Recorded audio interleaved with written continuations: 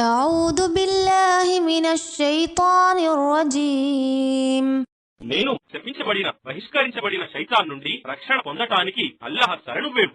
هل ينظرون إلا أن تأتيهم الملائكة أو يأتي أمر ربك كذلك فعل الذين من قبلهم وما ظلمهم الله ولكن كانوا أنفسهم يظلمون ఏమి వారు సత్యతిరస్కారులు తమ వద్దకు దేవదూతల రాక కోసం ఎదురు చూస్తున్నారా, లేక నీ ప్రభువు ఆజ్ఞ తీర్పు కోసం ఎదురు చూస్తున్నారా?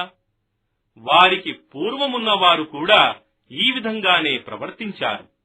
మరియు అల్లాహ్ వారికి ఎలాంటి అన్యాయం చేయలేదు, కాని వారే తమకు తాము అన్యాయం చేసుకున్నారు.